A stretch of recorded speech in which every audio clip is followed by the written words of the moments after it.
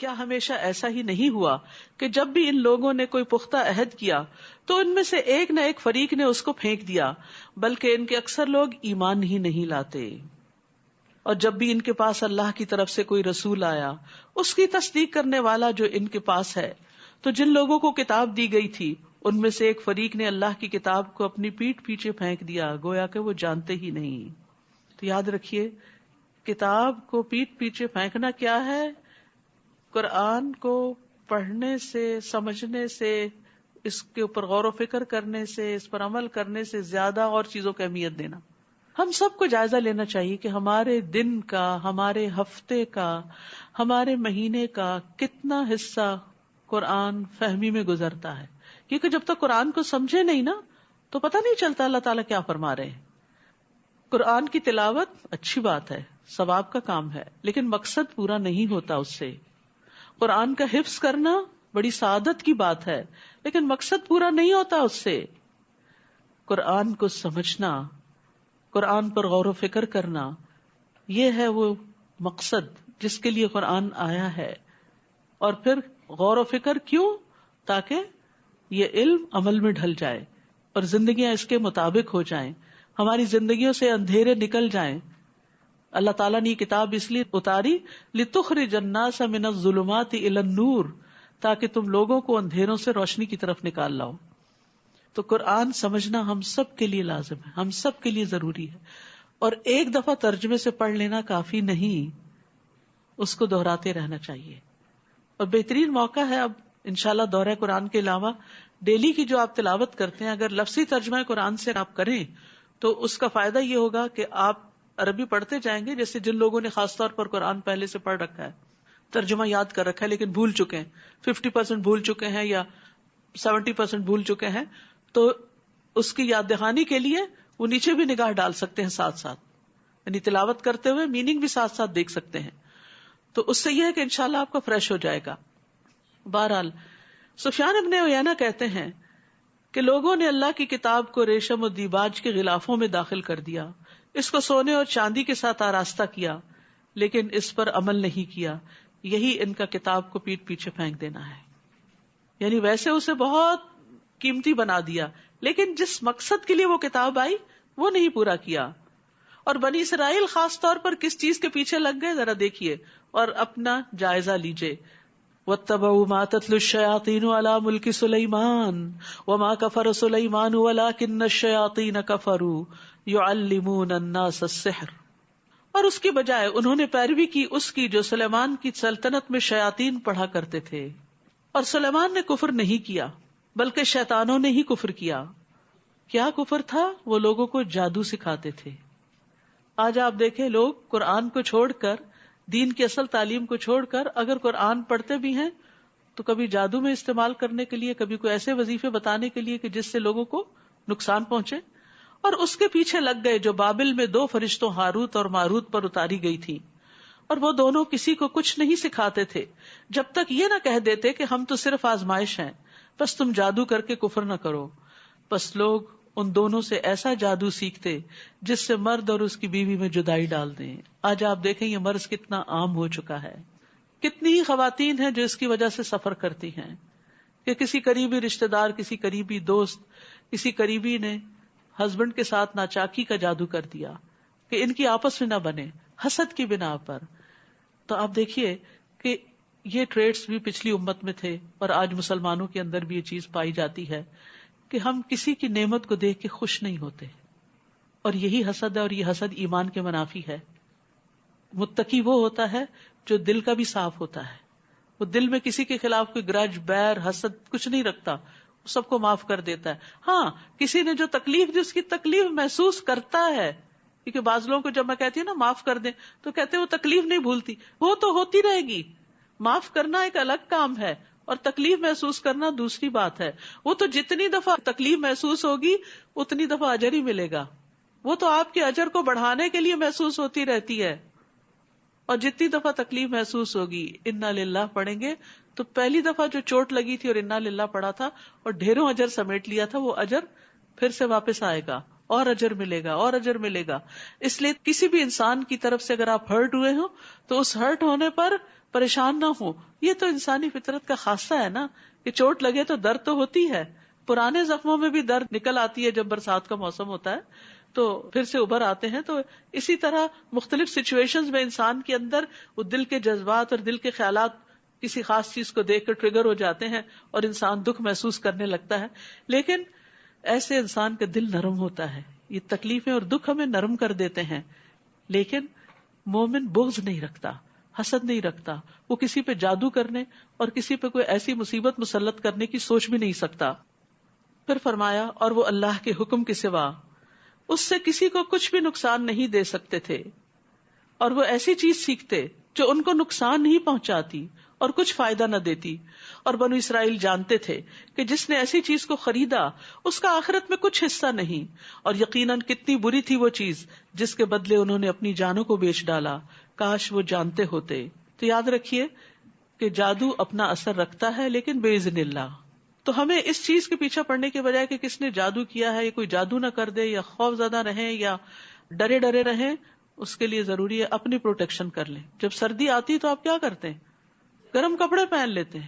گرمی آتی ہے تو آپ ٹھنڈا کا انتظام کر لیتے ہیں.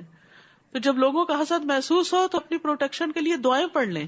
صبح شام کی اذکار اور دیگر جو دعائیں ہیں, حفاظت کی آیت الکرسی ہے, رات کو سونے کے اذکار ہیں, ان کی پابندی کریں. کچھ بھی ہو اللہ کا ذکر نہ بھولیں. اللہ کا ذکر ایک محفوظ قلعے کی طرح ہے. جب انسان اللہ کا ذکر کرتا ہے تو پروٹیکشن میں آتا ہے, ایک فورٹ میں آ جاتا ہے, قلعے میں آ جاتا ہے, اور شر سے محفوظ ہو جاتا ہے. کوئی آپ کو کچھ بھی نقصان نہیں دے سکتا. تو بی کانفیڈنٹ. اور اگر وہ ایمان لاتے, نہیں جادو کرنے کی بجائے ایمان لاتے, تقوی اختیار کرتے, تو ضرور اللہ کے ہاں کہیں اچھا ثواب پاتے. کاش وہ جانتے ہوتے.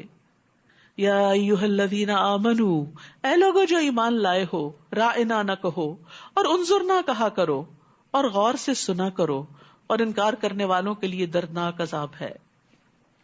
صحابہ کرام کو مجلس کے کچھ آداب سکھائے جا رہے ہیں کہ مجلس میں بیٹھے ہوئے نبی صلی اللہ علیہ وسلم سے جب دوبارہ بات پوچھنی ہو تو رائنا نہ کہو بلکہ لفظ بدل دو اور انظرنا کا لفظ استعمال کرو, کیونکہ یہ لفظ جو تھا مس یوز ہونے لگ گیا تھا. یہود آپ کی مجلسوں میں رائنا کو رائنا کہہ کے پکارتے, ہمارا چرواہا, نعوذ باللہ, یعنی مذاق اڑاتے تھے آپ کا. اپنے اندر کا چھپا ہوا حسد جو تھا وہ بیان کرتے تھے. تو اللہ تعالیٰ نے بجائے اس کے کہ تم اس سے لڑو جھگڑو, اپنے الفاظ تبدیل کر لو.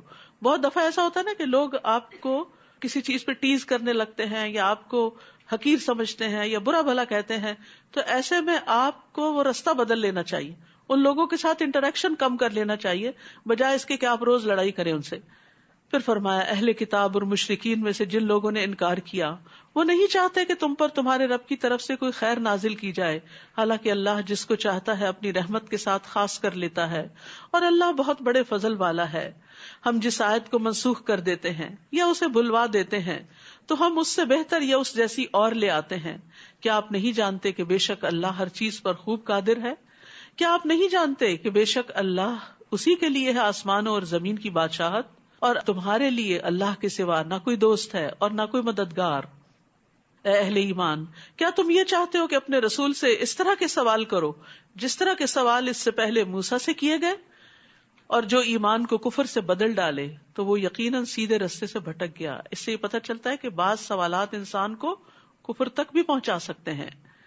اہل کتاب میں سے بہت سے لوگ اپنے نفسوں کے حسد کی وجہ سے یہ چاہتے ہیں کہ کاش تمہارے ایمان لانے کے بعد وہ تمہیں کافر بنا دیں, بعد اس کے کہ ان پہ حق ظاہر ہو چکا ہے, تو تم معاف کر دو اور درگزر کرو یہاں تک کہ اللہ اپنا حکم لے آئے. بے شک اللہ ہر چیز پر پوری طرح قدرت رکھنے والا ہے.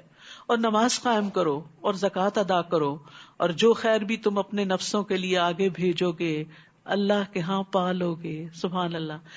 یعنی بعض اوقات ہم نماز پڑھ لیتے, زکوٰۃ دے دیتے, اس کے بعد سمجھتے ہیں کہ کیا ہوا, فرض ادا ہو گیا, بس اب ہم دنیا کے لیے آزاد ہیں, دنیا میں مشغول ہیں, خوب انجوائے کر رہے ہیں, نماز کا وقت ہوا جلدی سے جا کے 4 ٹکرے مار کے واپس پھر دنیا کو انجوائے کرنا شروع کر دیا, اور بھول گئے کہ نیکی کے اور بھی بہت سے کام ہیں.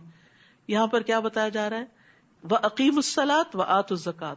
اور اس کے بعد چھوٹی نیکی بڑی نیکی جو بھی خیر کا کام کرو گے, اور اس میں پھر وہ یاد کر لیجئے ظاہری باطنی اقوال افعال, جو بھی کچھ کرو گے اسے اللہ کے یہاں پالو گے, وہ تمہارے اعمال نامے میں تمہارے سامنے آ جائے گا, تک ایک ڈاٹ بھی وہاں نظر آئے گا تمہیں تو اس لیے مومن نیکیوں کا حریص ہوتا ہے، نیکیوں کی طرف دوڑتا ہے.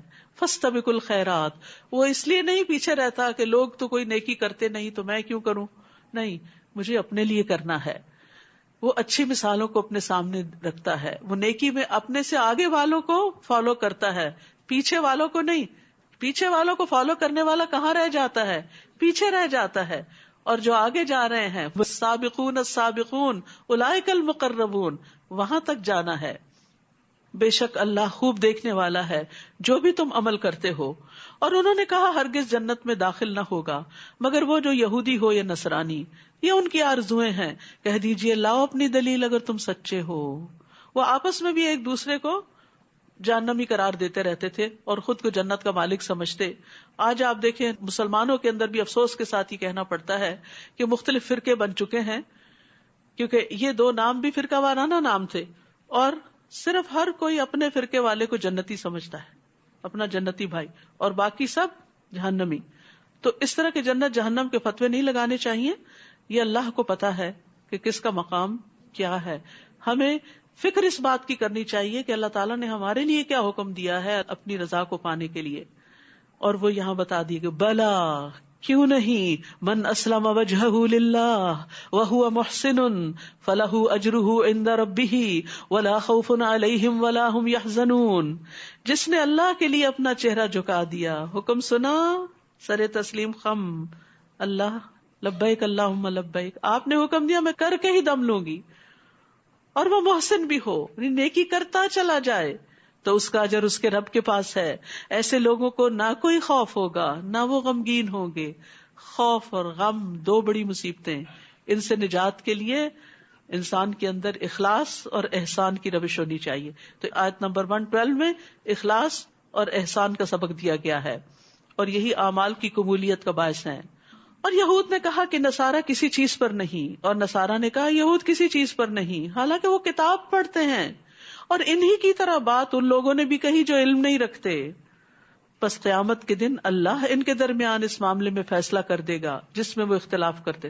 لوگ ایک دوسرے کو گمراہ قرار دیتے رہتے ہیں اور سمجھتے ہیں کہ وہ تو کسی نیکی خیر اور بھلائی کے کام پہ نہیں ہے اور ہم ہی سب کچھ کر رہے ہیں.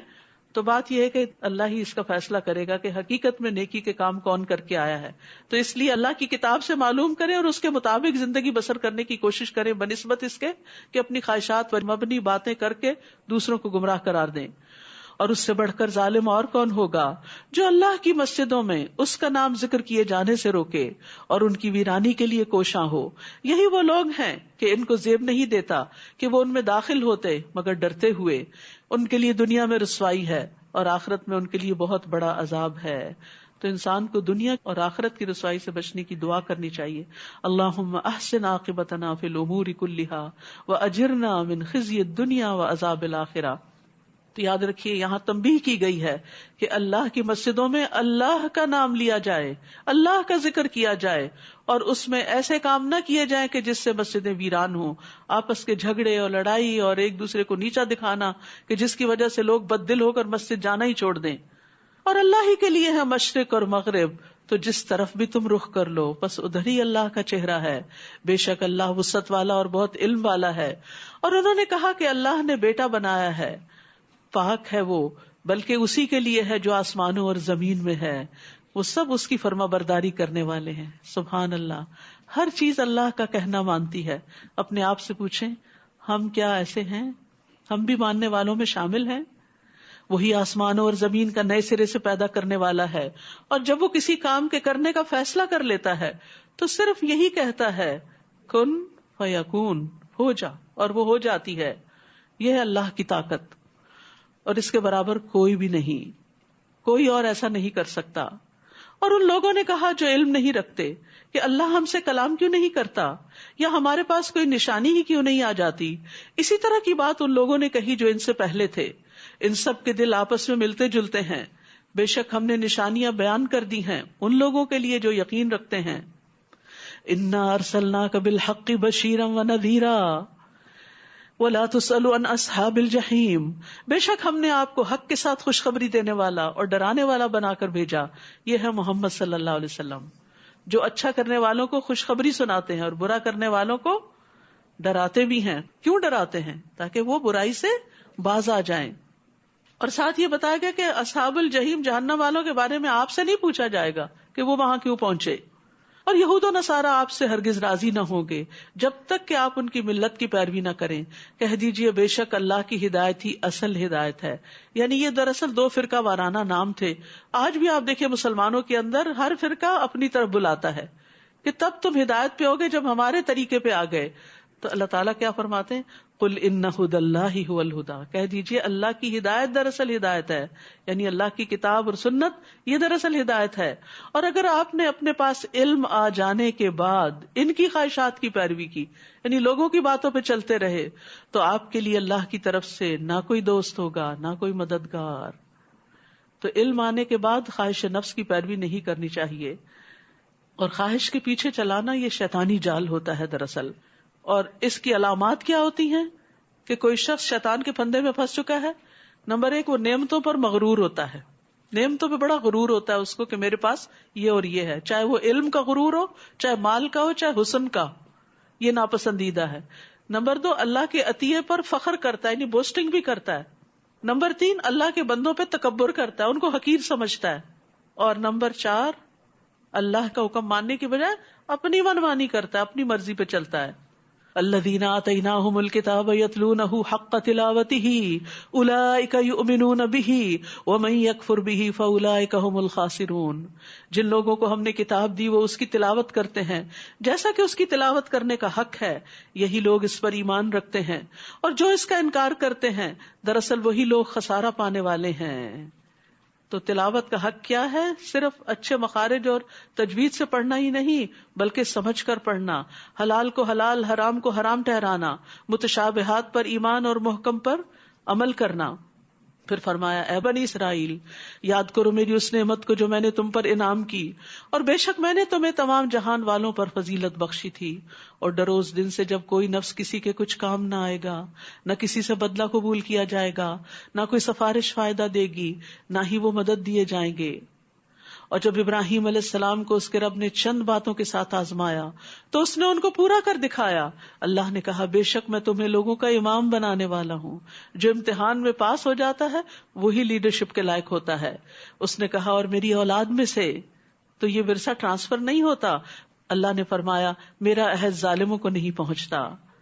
اور جب ہم نے بیت اللہ کو لوگوں کے لیے لوٹ کر آنے کی جگہ اور امن کی جگہ بنایا اور حکم دیا کہ مقام ابراہیم کو نماز کی جگہ بنا لو، اور ہم نے ابراہیم اور اسماعیل سے عہد لیا کہ تم دونوں میرے گھر کو طواف کرنے والوں اور اعتکاف کرنے والوں اور رکوع کرنے والوں اور سجدہ کرنے والوں کے لیے پاک رکھو.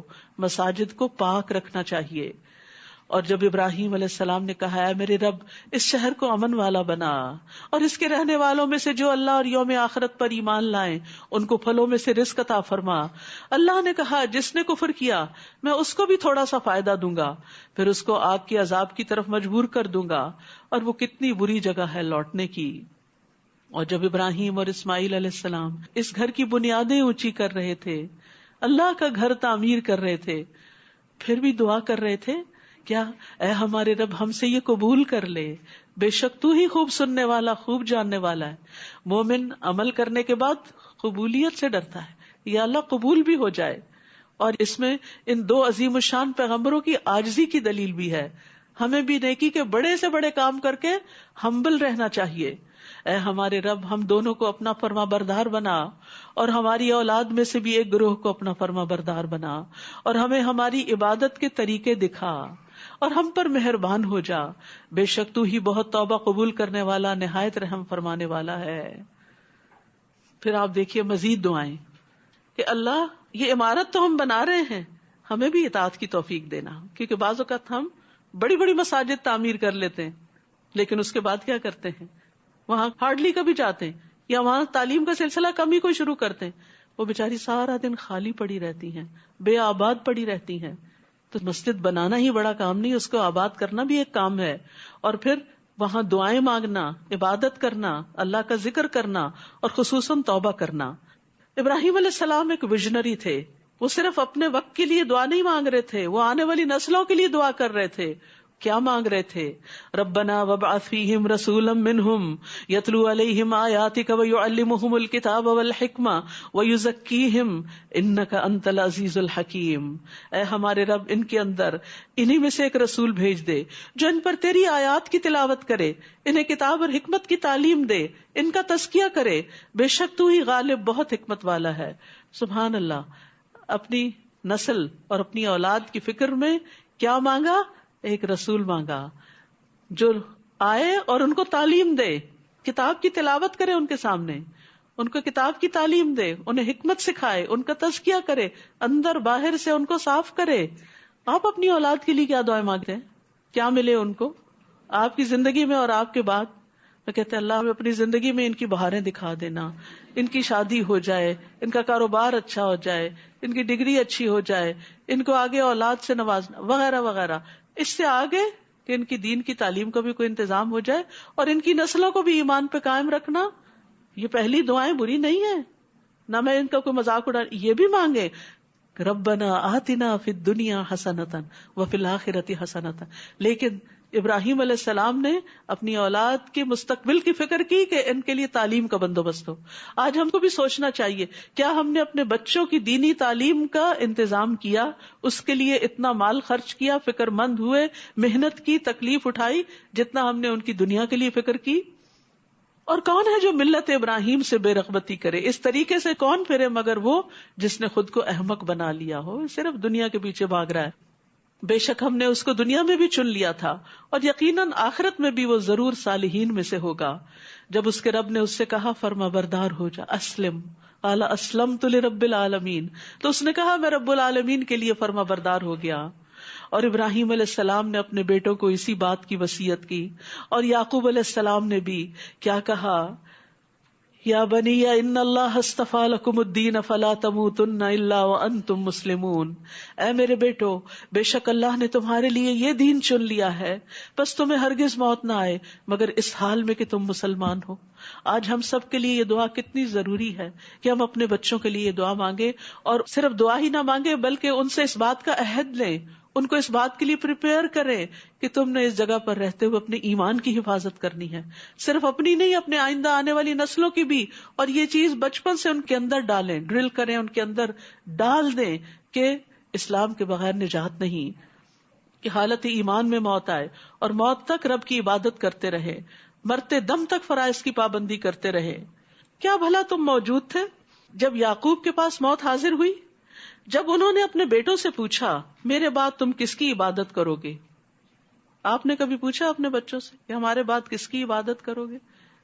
انہوں نے کہا ہم آپ کے الہ اور آپ کے باپ دادا ابراہیم اور اسماعیل اور اسحاق علیہ السلام کے الہ کی عبادت کریں گے جو ایک ہی الہ ہے اور ہم اسی کے فرما بردار ہیں. وَنَحْنُ لَهُ مُسْلِمُونَ. ابراہیم علیہ السلام نے کیا کہا تھا؟ اسلمت لرب العالمین. تو اولاد نے بھی کیا کہا؟ نحن له مسلمون. تلک امۃ قد خلت لها ما کسبت ولکم ما کسبتم ولا تسألون عما كانوا يعملون.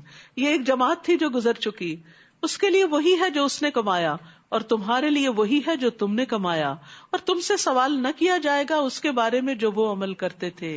یعنی پہلے بزرگان تو گزر گئے اچھے کام کر کے، وہ تو اپنے ساتھ نیکیاں سمیٹ کر لے گئے. آج اگر ہم صرف اس پہ فخر ہی کرتے رہے کہ ہم ان کی نسل سے ہیں یا ان کی ملت سے ہیں یا ان کے طریقے پر ہیں تو اتنا کافی نہیں، جب تک کہ وہ کام نہ کریں جو انہوں نے کیے، اور سب سے پہلے اس توحید کا اعلان جو انہوں نے کیا. وَقَالُوا كُونُوا هُودًا أَوْ نَصَارَىٰ تَهْتَدُوا. اور انہوں نے کہا کہ یہودی یا نصرانی ہو جاؤ تو ہدایت پا جاؤ گے. جیسے آج مسلمان مختلف فرقوں کا نام لے کر کہتے ہیں کہ اس فرقے میں یا اس گروہ میں داخل ہو جاؤ تو ہدایت پاؤ گے. قل بل ملت ابراہیم حنیفا وما کان من المشرکین. کہہ دیجئے بلکہ ابراہیم کا طریقہ جو یکسو تھے اور مشرکوں میں سے نہ تھے، توحید کا طریقہ، ایک اللہ کی عبادت کا طریقہ. قولو، سب کہہ دو. قولو، انہوں نے اپنے فالوور سے کہا سب کہو. آمنا، آپ پڑھ سکتے اس آیت کو سب مل کے پڑھیے. قولو آمنا باللہ وما انزل الینا وما انزل الی ابراہیم و اسماعیل و اسحاق و یعقوب والاسباط وما اوتی موسیٰ وعیسیٰ وما اوتی النبیون من ربهم لا نفرق بین احد منہم ونحن له مسلمون.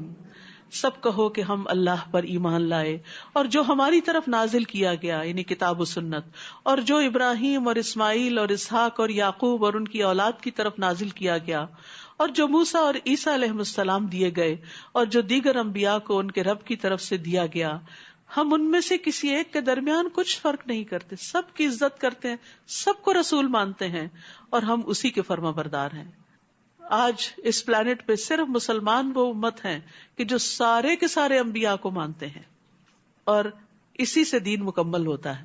کسی ایک نبی کا بھی انکار سب کا انکار بن جاتا ہے. تو انبیاء علیہ السلام نے اپنے فالوورز کو، اپنی اولادوں کو صحیح ایمان لانا بھی سکھایا. فَإِنْ آمَنُوا بِمِثْلِ مَا آمَنْتُمْ بِهِ فَقَدْ اهْتَدَوْا، اور اگر یہ لوگ بھی اسی طرح ایمان لے آئیں جس طرح تم ایمان لے آئے ہو تو حقیقت میں وہ ہدایت پا جائیں گے، اور اگر وہ منہ پھیر لیں تو بے شک وہ ضد میں ہیں، اور عنقریب ان کے مقابلے میں اللہ ضرور آپ کو کافی ہو جائے گا، اور وہ خوب سننے والا، خوب جاننے والا ہے. صبغۃ اللہ ومن احسن من اللہ صبغہ ونحن له عابدون. اللہ کا رنگ یعنی اللہ کا دین یہ اپنا لو، اور اللہ سے بہتر رنگ کس کا ہو سکتا ہے؟ اللہ کے دین سے خوبصورت کون سا طریقے زندگی ہو سکتا ہے؟ اور ہم اسی کی عبادت کرنے والے ہیں. کہہ دیجئے کیا تم اللہ کے بارے میں ہم سے جھگڑتے ہو، حالانکہ وہی ہمارا اور تمہارا رب ہے، اور ہمارے لیے ہمارے اعمال اور تمہارے لیے تمہارے اعمال ہیں، اور ہم تو اسی کے لیے مخلص ہیں. یا تم کہتے ہو کہ بے شک ابراہیم اور اسماعیل اور اسحاق اور یعقوب اور ان کی اولاد یہودی یا نصرانی تھے، یعنی کیا وہ کسی خاص فرقے سے تعلق رکھتے تھے؟ کہہ دیجئے کیا تم زیادہ جانتے ہو یا اللہ؟ اور اس سے بڑا ظالم اور کون ہوگا جو اس گواہی کو چھپا لے جو اللہ کی طرف سے اس کے پاس ہے، اور جو کچھ تم کرتے ہو اللہ اس سے ہرگز غافل نہیں. تلک امۃ قد خلت لہا ما کسبت ولکم ما کسبتم ولا تسألون عما کانوا یعملون. یہ ایک جماعت تھی جو گزر چکی، اس کے لیے وہی ہے جو اس نے کمایا، اور تمہارے لیے وہی ہے جو تم نے کمایا، اور تم سے سوال نہ کیا جائے گا اس کے بارے میں جو وہ عمل کرتے تھے. یہ آیت دوبارہ دہرائی گئی ہے. کیوں؟ کہ انسان دوسرے کے عمل پہ بھروسہ نہ کرے. یہ نہ کہ ہمارے ماں باپ بہت نیک تھے، یا ہم محمد صلی اللہ علیہ وسلم کی امت میں سے ہیں. ہر انسان اپنے عمل کا جواب دہ ہے. انسان کو وہی ملے گا جو اس نے کمایا. کوئی کسی کا بوجھ نہیں اٹھائے گا. ہر نفس اپنے عمل کا بدلہ خود پائے گا. کسی سے دوسرے کے عمل کا سوال نہ ہوگا. کوئی انسان کسی دوسرے کا بوجھ نہیں اٹھائے گا. قیامت کے دن حسب نسب فائدہ نہ دے گا. وآخر دعوانا ان الحمد للہ رب العالمین. جزاکم اللہ خیرا کثیرا. ربنا آتنا فی الدنیا حسنۃ وفی الآخرۃ حسنۃ وقنا عذاب النار. ربنا لا تزغ قلوبنا بعد اذ ہدیتنا وہب لنا من لدنک رحمہ انک انت الوہاب. ربنا هب لنا من ازواجنا وذرياتنا قرة اعین واجعلنا للمتقین اماما. اللهم انا نسألك من الخير كله عاجله وآجله ما علمنا منه وما لم نعلم ونعوذ بك من الشر كله عاجله وآجله ما علمنا منه وما لم نعلم. اللهم انا نعوذ بك من جهد البلاء ودرك الشقاء وسوء القضاء وشماتة الأعداء.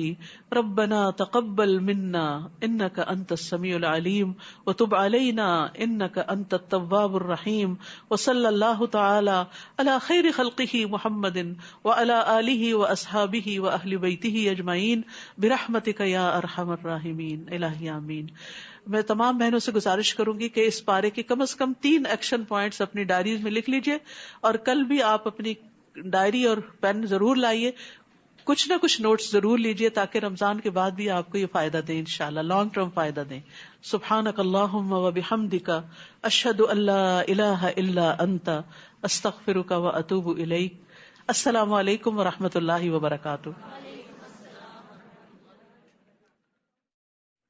کیا ہمیشہ ایسا ہی نہیں ہوا کہ جب بھی ان لوگوں نے کوئی پختہ عہد کیا تو ان میں سے ایک نہ ایک فریق نے اس کو پھینک دیا، بلکہ ان کے اکثر لوگ ایمان ہی نہیں لاتے۔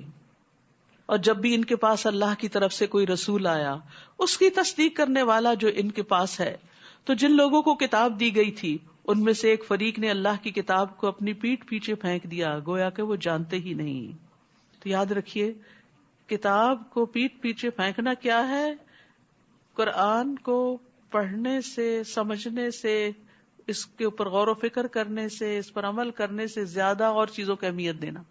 ہم سب کو جائزہ لینا چاہیے کہ ہمارے دن کا، ہمارے ہفتے کا، ہمارے مہینے کا کتنا حصہ قرآن فہمی میں گزرتا ہے، کیونکہ جب تک قرآن کو سمجھے نہیں نا تو پتہ نہیں چلتا اللہ تعالیٰ کیا فرما رہے ہیں۔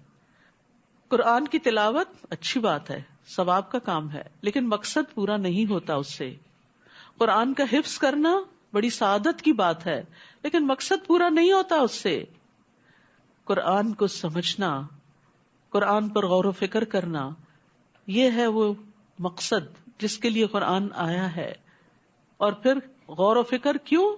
تاکہ یہ علم عمل